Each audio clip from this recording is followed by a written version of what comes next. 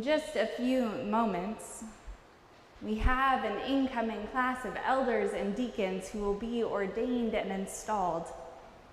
They spent this spring first listening for God's call and then preparing for this day.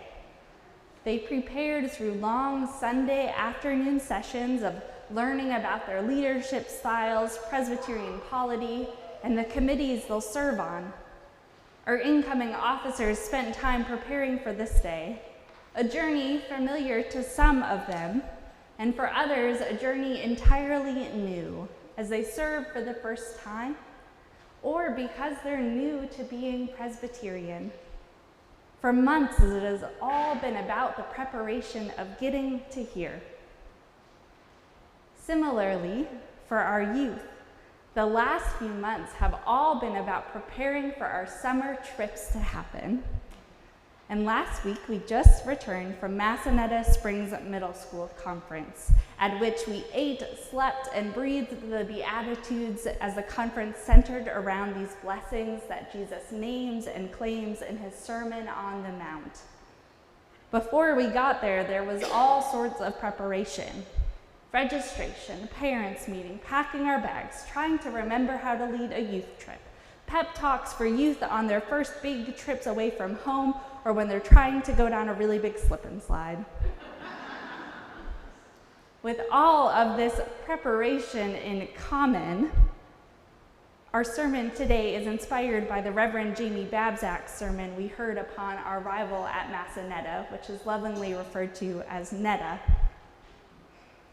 Before Jesus reached that mountaintop, before the Beatitudes were preached, Jesus' disciples prepared too, you know.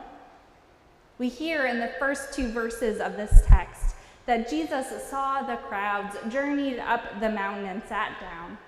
And we know the disciples followed him, journeying to an unknown destination on top of a mountain, gathering around Jesus' feet, preparing for an unknown sermon or time of teaching. The disciples did not know what to expect, but they were in a time of preparation, preparing to listen, preparing to receive, preparing to participate in whatever Jesus was going to say or do in the next few moments. They were turning their attention toward Jesus with open minds and open hearts and open hands, ready for whatever he was going to offer them at that moment, prepared for whatever blessings Jesus was going to bestow upon all those who gathered. You could say that worship together is a time of preparation for us all. You came here perhaps because you felt the need for something you couldn't quite name. Perhaps you came here following in the footsteps of a family member, one who you sit with in the pew or one who used to sit there with you. Perhaps you came here because you heard God's call on your life long ago, God's call that God is present in both the sorrow and joy in life. And in this moment, you came to spend time with God who faithfully sits next to you. We all got up, we got dressed, we got the kids dressed, props to all of you, and you made your way here.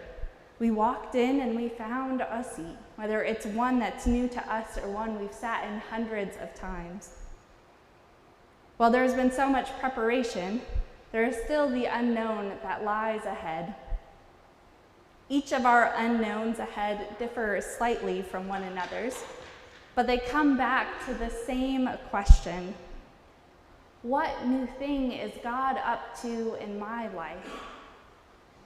What new thing is God up to in my life? Maybe it's something revealed in leaving the job that we know, or in offering our time in a new way. Maybe it's something revealed to us in rest, as God nudges us towards renewing our soul rather than breaking our soul. Maybe it's wondering about our youth, or Andrew. What new ideas will come back with both after the summer of trips and sabbatical? What will God call on them to share with us then? And for our incoming officers, the unknowns might be figuring out exactly what the committee does that you're now apparently on, wondering what big questions you'll have to work through to faithfully follow God, wondering who else in our faith family will they get to know as they serve, and wondering what might their faith look like as they step into this role and move through it. Like most moments in life in which we head into a new thing, I guess we don't know exactly what to expect, but in times of preparation, God is here with us, preparing to do a new thing. So I invite you to continue preparing. Prepare to listen. Prepare to receive.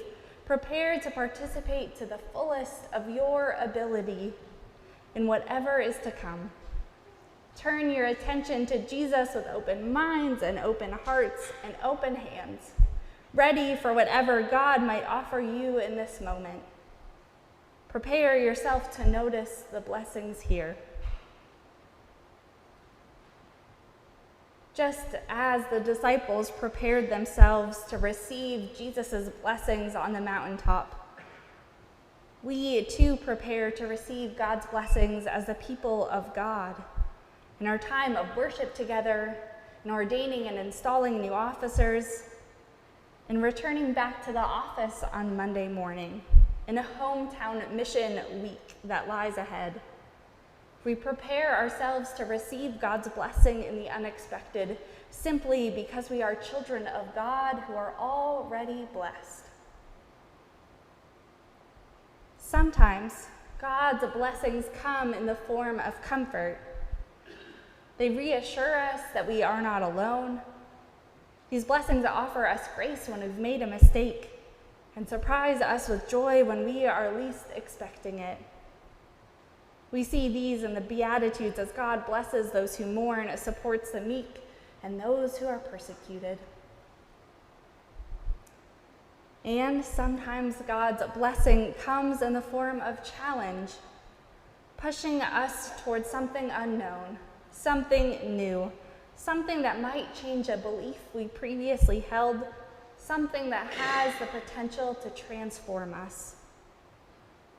We see these sorts of blessings in the Beatitudes as well, as Jesus blesses those who are poor in spirit, as Jesus blesses those who hunger and thirst for righteousness, those who want with every fiber of their being for God's will to be done on earth and for God's love to be known in full.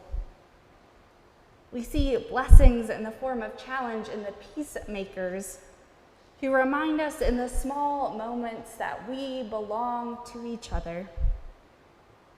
We see blessings in the merciful who keep offering second chances to us and to others long after we think those should run out. And we see the blessings in the form of challenge in the pure of heart, those who are mature in their faith, who reflect back to us a way to walk in the way of Jesus and a way to try it again, inspiring us all.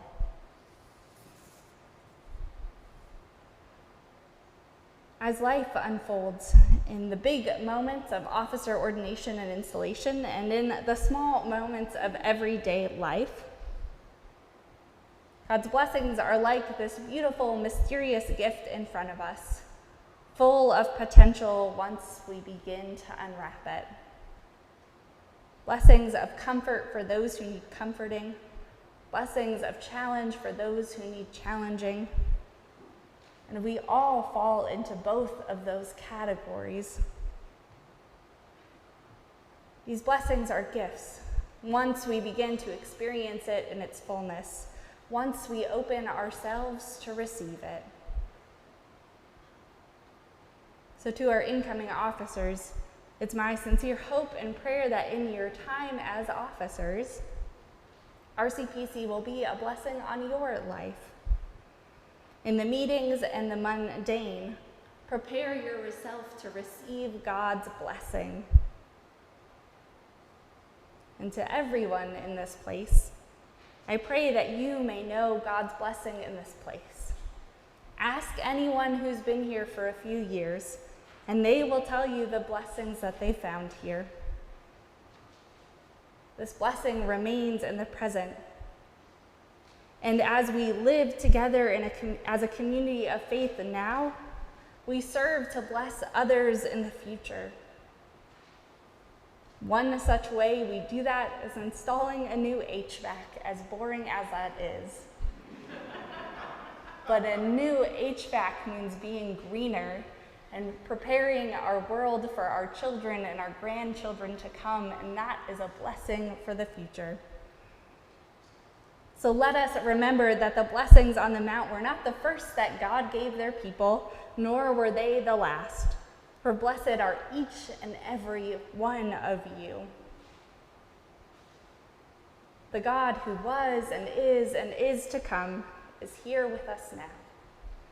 So may we prepare ourselves for the unexpected blessings that will come in our encounters with one another and with God. Amen.